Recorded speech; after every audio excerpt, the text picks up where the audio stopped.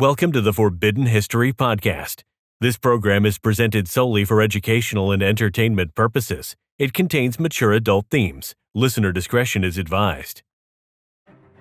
The Nazis and their ruthless pursuit of world domination is the stuff of legend. But is there any truth to the idea that Hitler was using black magic and witchcraft in his quest to take over the world? For the Nazis, the occult was like oxygen. It was the backbone of their ideology. They were trying to use pseudoscience of the time to justify why the Aryan race was superior. They basically turned normal civilized human beings into monsters, so that has to be a sinister occult ritual. If magic is ever used to destroy something, it is used to destroy evil, such as stopping the Nazis from invading Britain. If the Nazis had stopped all this nonsense with astronomy, astrologers, dowsing, tarot cards, if they'd stopped all that and got on with the war properly, I think they'd probably have beaten us.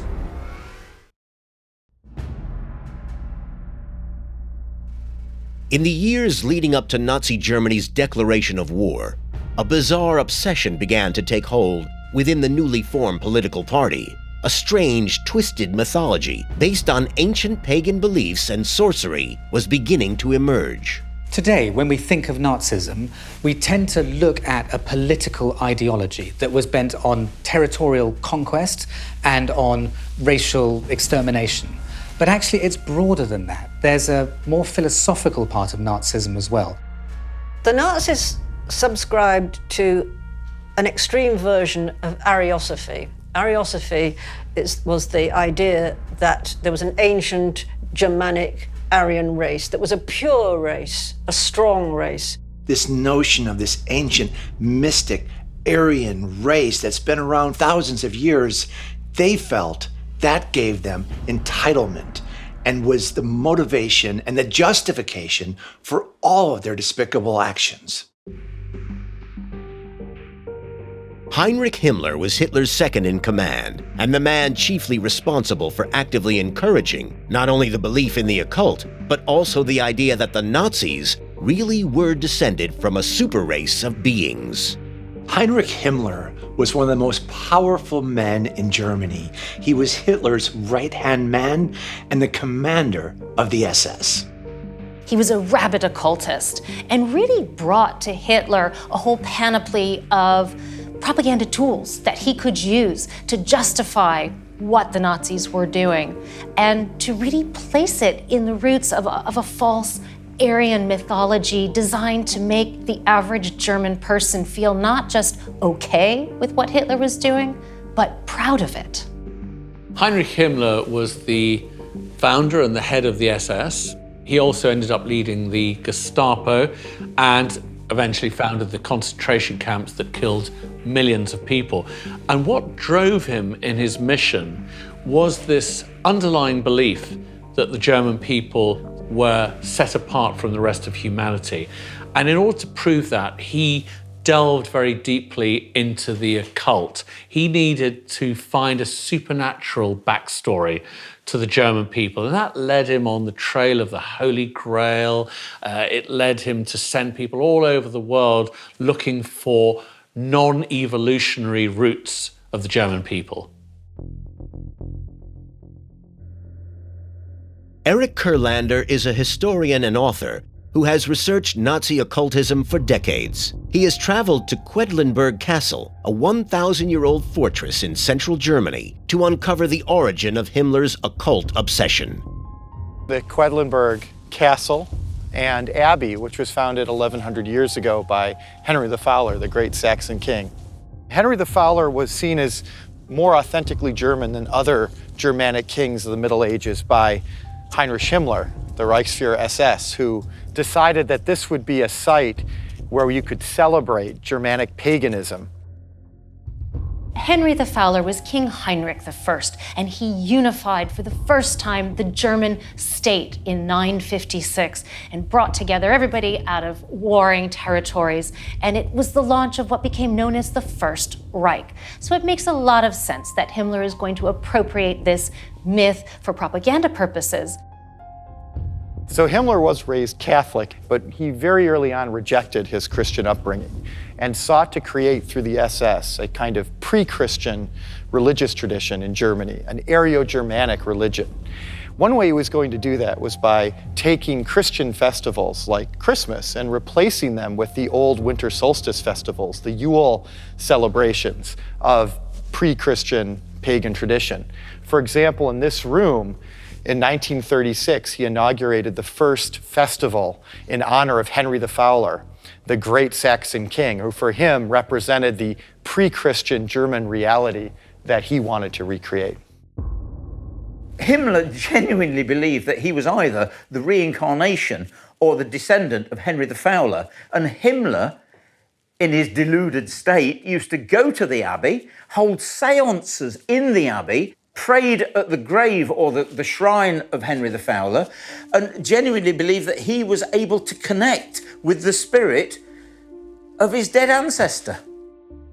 In the oldest part of the Quedlinburg castle and monastery, where Henry the Fowler, who built the very foundations of this monastery, was buried 1,000 years ago. So one of the reasons that Heinrich Himmler found this space so interesting is it wasn't just the Saxon origins, the basis of Aryo-Germanic Empire that he and the SS wanted to recreate. He actually believed he may have been the reincarnation of Henry the Fowler.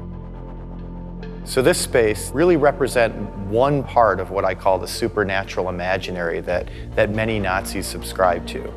It's linked to pagan religion and Aryo-Germanic religious beliefs, kind of pre-Christian beliefs, that was an important pillar of Nazi thinking. It overlaps in some ways with occult and esoteric ideas, but it's not the same thing. And that's why the Quedlinburg is more a kind of pagan religious site for Heinrich Himmler.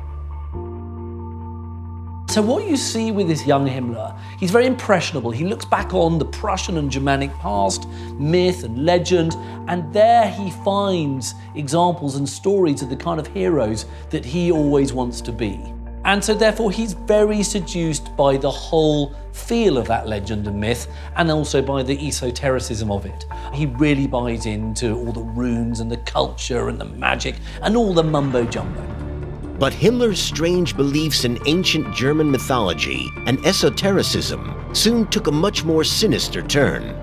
While studying farming at the Technical University in Munich, Himmler became fascinated with breeding, selective breeding, not just animals, but also human beings. Could we create, or recreate more importantly, a master race? Since Himmler believed that the Aryan race had been perfect thousands of years earlier, maybe you could use modern breeding techniques to bring this Aryan utopia back into being. Nazism was for the whole person. It wasn't just about the political side of an individual. And so elements that were brought in that people really identified with, and there's so much literature from the period on this, was particularly linking. They are descended from these super people who lived millennia ago. So this is a tradition, it's a continuation. The Nazis didn't think they were inventing something. They thought they were tapping into an ancient force. From the outset, the Nazis were heavily influenced by occult ideas. Hitler, Himmler, and others were desperate to prove that the Aryan race had somehow originated separately from the rest of humanity. And in order to prove that highly unscientific theory, they needed to resort to something supernatural, something occult.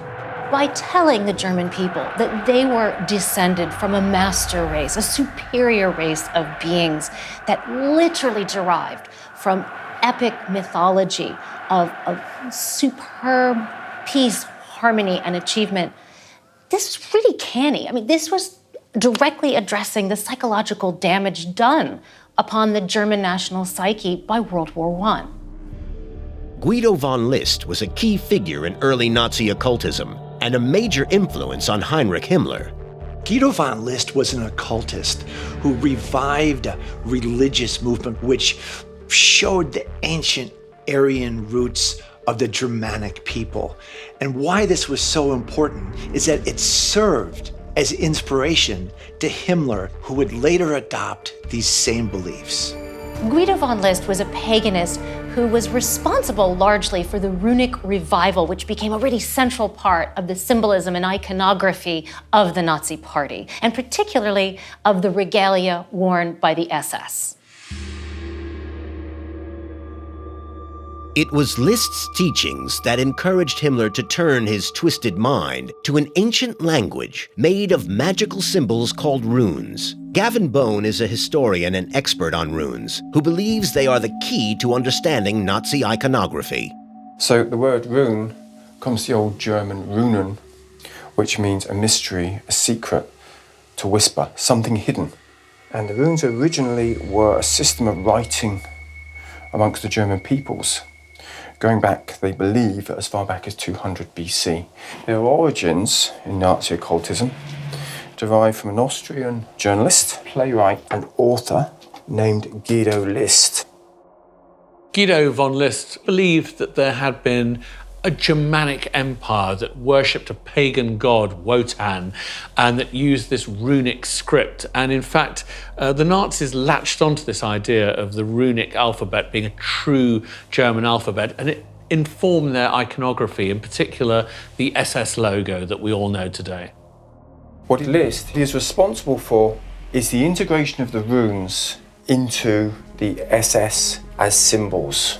One of the most famous symbols the Nazis were associated with was the double lightning flash, the double Zeg, of the Schutzstaffen, the SS, which comes from the Zeg rune, also known as the Cirillo rune. This rune was originally a symbol of success, of happiness, of peace. It becomes twisted, it becomes a symbol for victory. Hence the Nazi salute, Sieg Heil, is hail victory. Himmler wanted the SS to stand for something out of the ordinary. And to do that, he infused it with all these different currents of the occult. So most obviously, he did it visually. So things like the SS rune, the two letters S you see, the lightning bolts, those are old Germanic runes. It's called the Sig rune. They have meaning. They can be interpreted. Many other runes were used in SS uniforms, in SS banners, on the daggers that they had. All sorts of articles of SS paraphernalia were engraved and emblazoned with these runes. It was Guido List who introduced one of the most well-known and was become one of the most hated symbols in the world, and that was the swastika. Of course, that was not its original German name. It had several names: the Hakenkreuz, the hooked cross, the Vielfach, the many-footed cross. Now, one of the great fallacies which has occurred since the Second World War is the Nazis, specifically Hitler and Himmler, reversed the rotation. But that's actually not true. It is in fact going in the same direction. The double Zeg is actually the same as the swastika. If you take two Zeg runes and interlock them, they actually become a swastika. They were originally meant the same thing. But of course, the swastika was never originally a symbol of hate. You still find it around the world in many cultures and traditions. And still you see in places such as India, Tibet, the swastika is still in use as a sacred symbol. It represents the sun. It represents good luck, good fortune. You've got to remember that the Nazis were really good at the branding business, is what we'd call it today. I mean, there is no better brand than the swastika. I mean, it's a very, very powerful icon set on the white and the red. You know, these are incredibly captivating colours normally, and then the symbol of the swastika is very powerful. And equally, the SS runes, and they were runes from Norse culture. So obviously, you've even got the uniform of the kind of elite armed unit of the Third Reich were dressed, with these symbols which had their roots in mythology. Eric Kurlander is an academic and author who has spent decades uncovering the Nazis' occult obsession.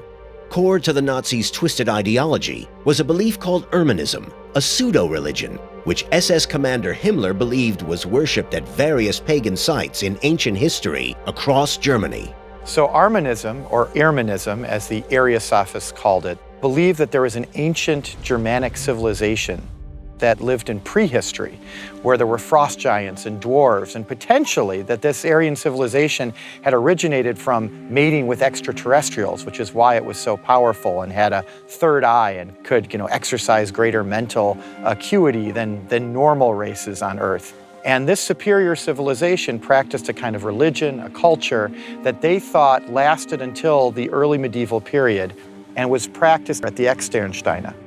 Often compared to Stonehenge, the Externstein is a collection of giant sandstone pillars used as a pagan religious site for millennia. So the Externsteine are a site where Himmler's various fantasies kind of come together.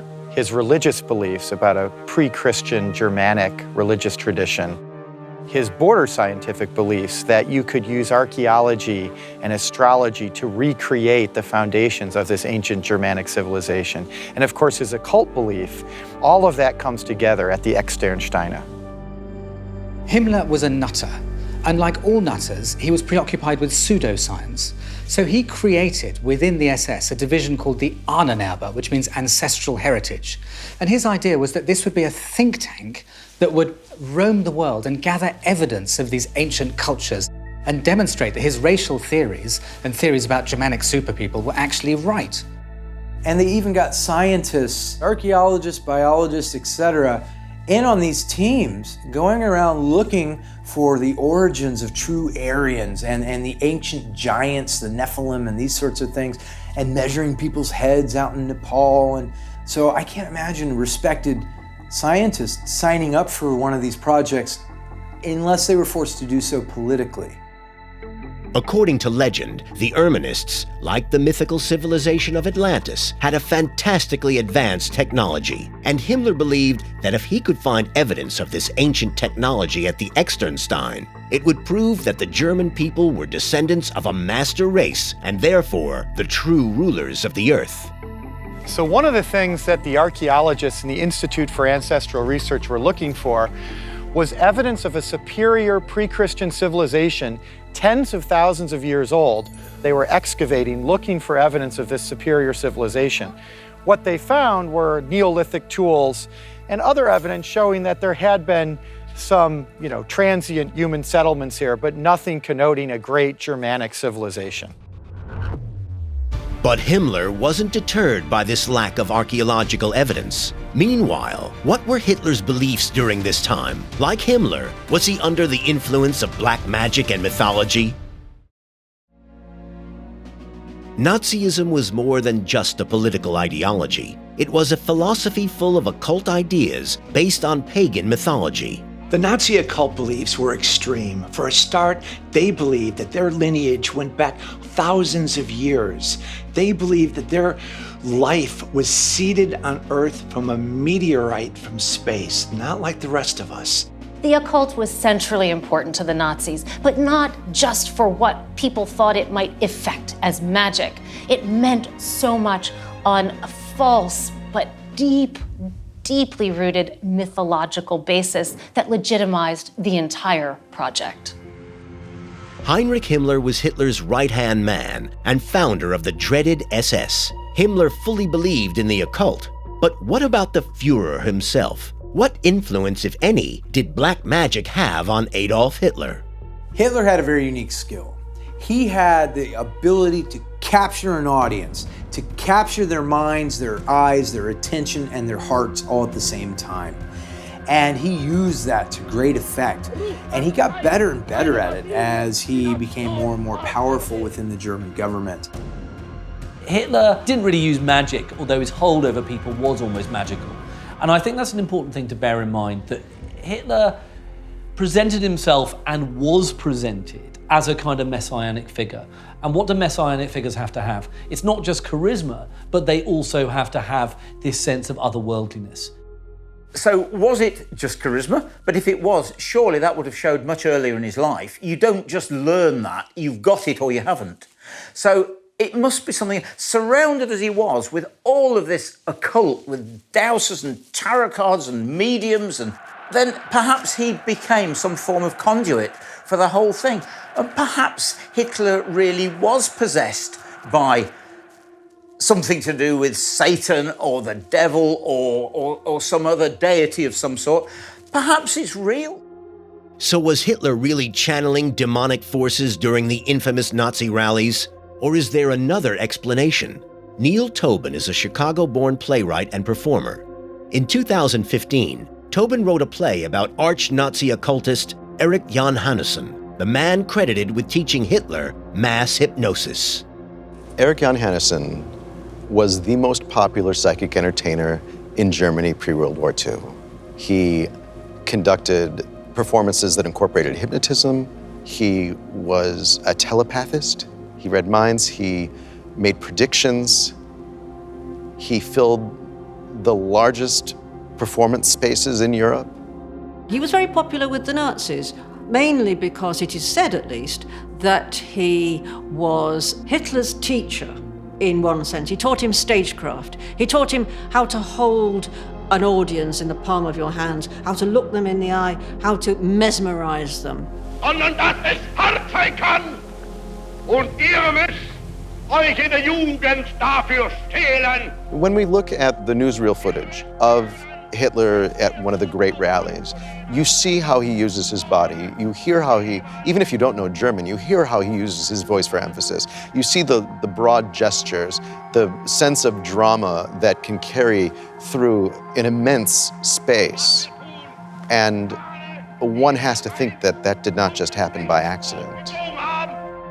Interesting thing, Erich Jan Hannessen was not the Danish person he claimed to be. He was in fact Jewish, and he was playing with fire.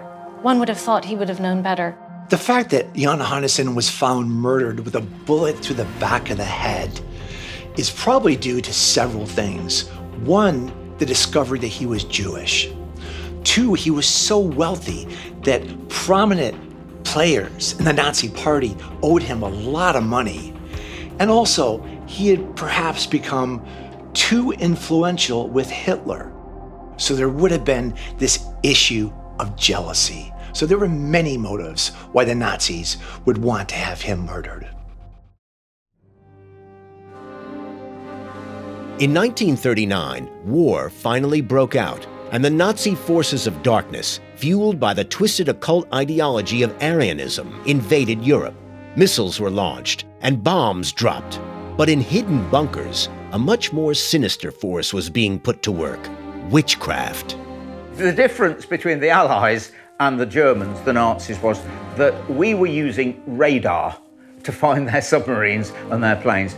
They were using dowsing pendulums. That's a piece of string with a bit of brass on the end of it, or some quartz crystal. They were dangling it over a map and looking for our submarines. Hitler even brought these faddy beliefs into battle planning. Instead of using intelligence and spotter planes and all the normal things, Hitler had teams of dowsers. And bizarrely, it actually seems to have been successful on more occasions than you would imagine. The Nazis were so impressed, it inspired them to take the occult far more serious and really put a lot of money into that division of the SS. So they created this organization called the Institute for Occult Warfare, full of mediums and psychics who were using all these strange occult powers to fend off the West.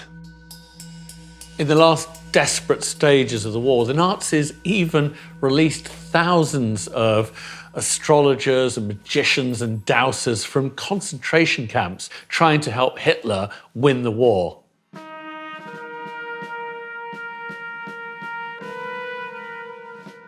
As the Nazi forces of darkness ravaged Europe, Hitler had his sights set on England. The Luftwaffe dropped thousands of bombs. Children were evacuated, and fear and chaos shrouded Britain like a great dark cloud.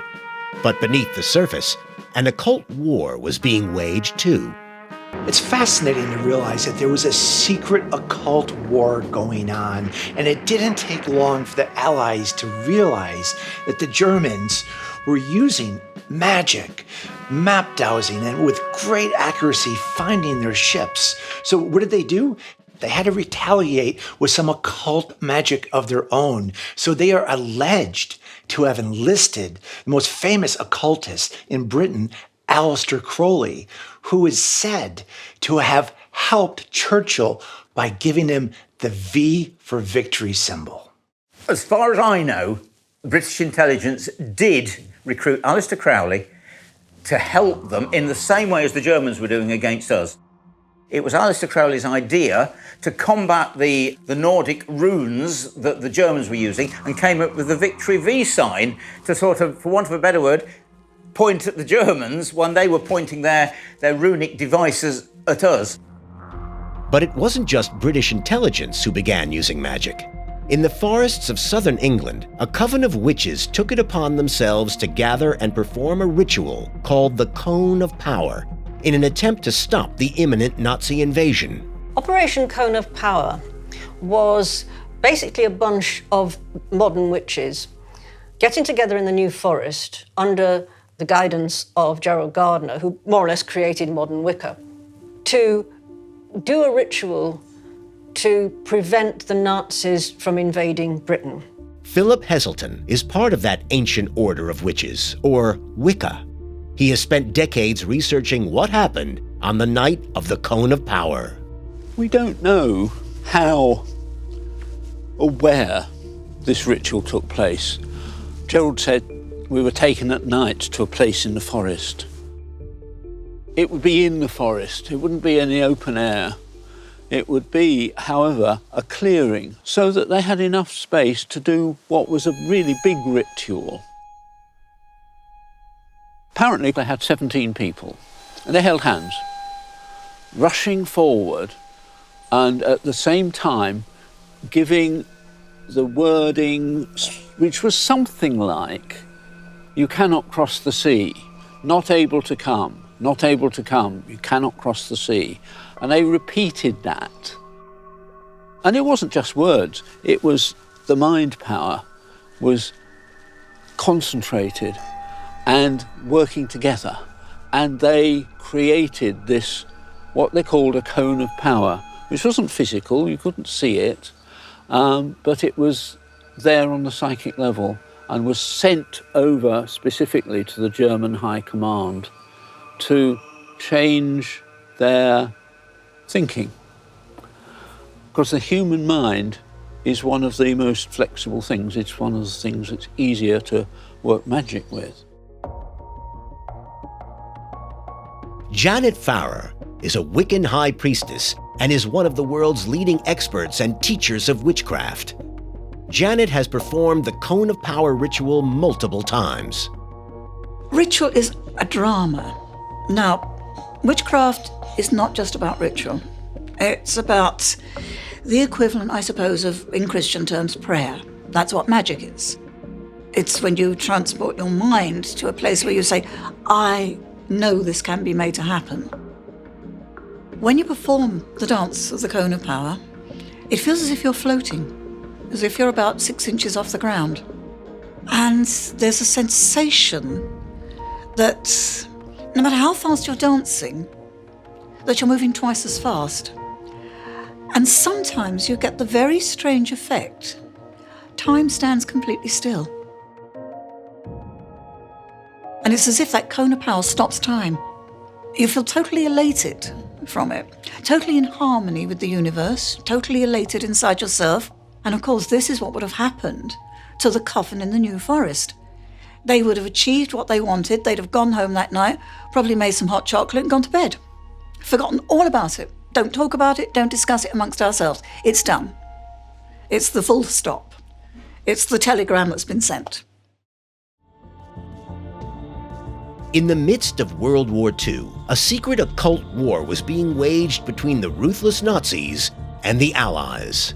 British intelligence was aware of Hitler and Himmler's rather dark obsession with the occult, so much so that they tried to use the occult against the Nazis. And one of the things they did was creating a fake magazine, German occult magazine called Zenit, which was circulated within Germany with dark astrological predictions against Hitler and Himmler and suggestions framed in an astrological kind of way that Germany was bound to lose the war.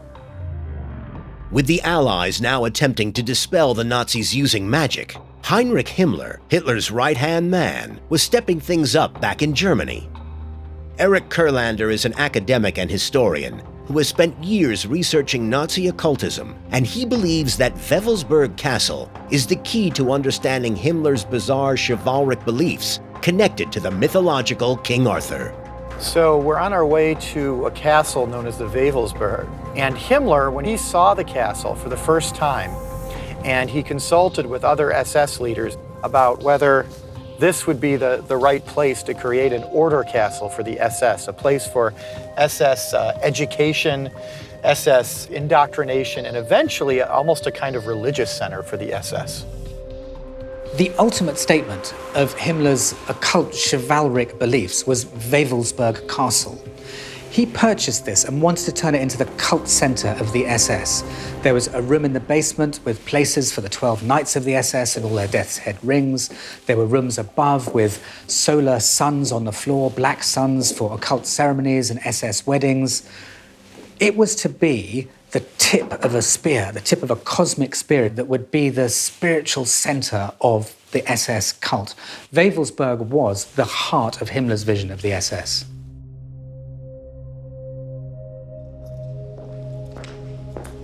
Kirsten John Stucke is the museum curator at Wewelsburg Castle, an expert on its dark history. Himmler was searching for an old castle in this area. For Himmler, this area next to the Teutoburger forest was a special section territory, and he, in a very Germanic traditional, and so he really wanted to have a castle here. So this was very, a little bit of secret.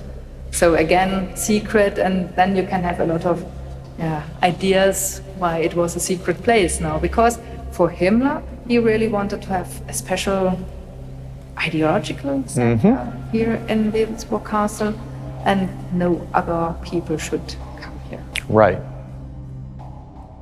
Himmler wanted his castle at Wewelsburg to be a kind of Nazi Camelot, and that was hugely significant for him because he revered the Arthurian knights and also the German legendary knight Parzival as people who had been on the quest for the Holy Grail, and he was obsessed with finding the Holy Grail as well because he thought that the Grail, it wasn't about Jesus so much as finding a key to the underlying truth about the Aryan race. Himmler was fascinated by fairy tales of King Arthur, the Holy Grail. He was also into Knights Templars and stuff like that. He was fascinated by the number 12, and he had 12 SS officers who used to, I suppose for want of a better word, stand round the table representing the 12 knights of King Arthur. In the north tower of the castle is a very strange room indeed.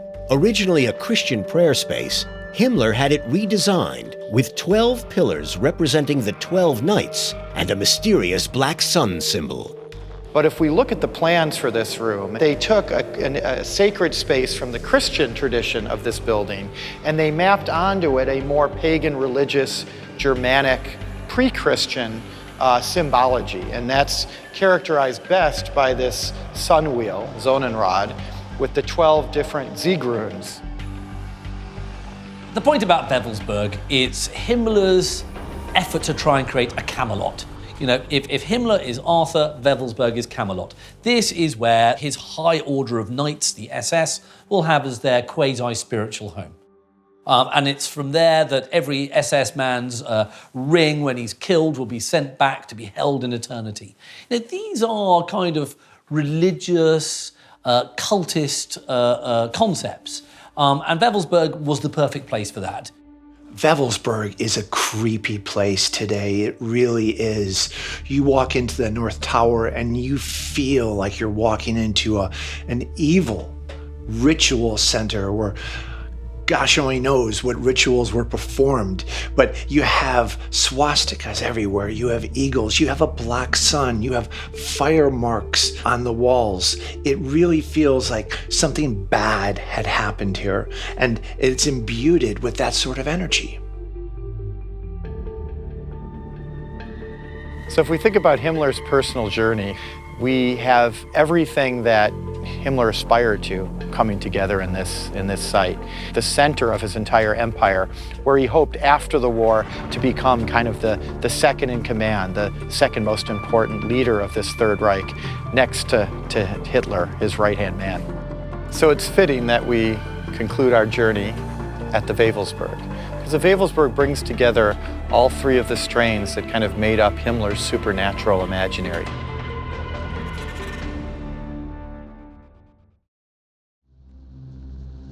The Nazis' ideology of racial discrimination and hate was built on twisted pagan mythology and black magic. On one level, all this Nazi occult activity is deeply silly and a great distraction. But on another, actually, it's deathly serious, because this sense of superiority, this sense of being descended from a greater race, a different race, a race apart, they thought they came from divine sperm, not from the apes like everybody else. This actually created a mindset that was capable of the horrors of the Second World War and ultimately their own defeat by taking on far more than they could manage. And Hitler's faith in the occult was about to seal his fate. Himmler's obsession with the occult had an appalling consequence when it came to the Battle of Stalingrad, because apparently he told Hitler that it would be okay having the German soldiers marching into the Russian winter because Aryans could withstand cold better than non-Aryans. Well, that proved to be entirely false.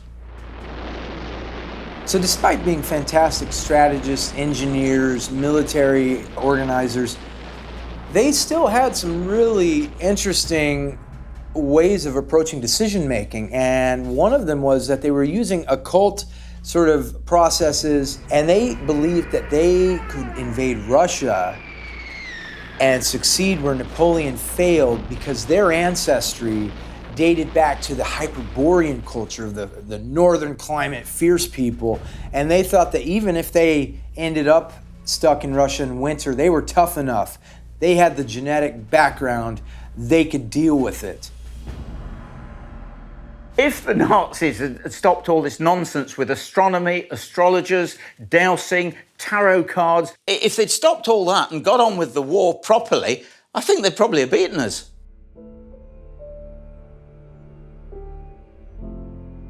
In 1945, Hitler committed suicide and Nazi Germany surrendered. Millions had been killed and World War II would cast a dark shadow forever. But what went wrong for the Nazis? How did they get so close to world domination, only to fall so spectacularly?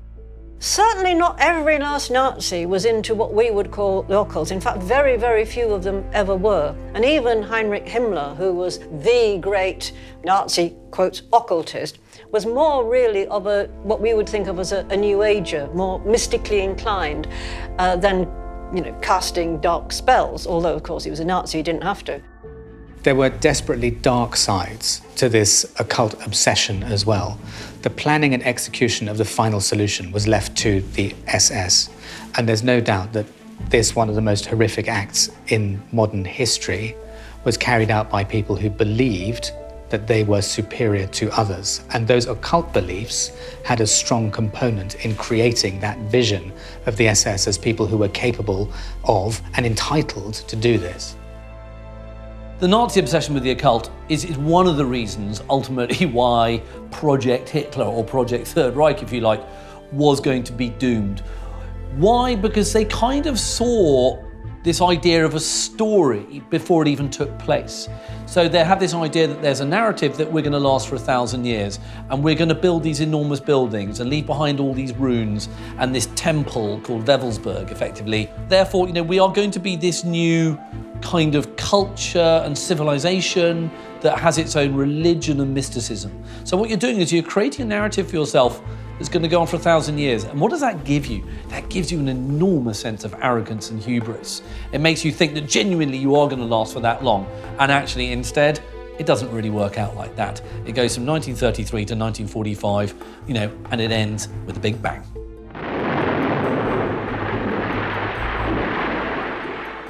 Magic is neither black nor white. It's like electricity. You can plug in something so useful, or an electric chair. The energy of the universe is neutral. People who misuse it, such as the Nazis, and yes, that's black magic, ended up destroying themselves. From the moment they put the finger in the socket, it was the electric chair, all the way down the line.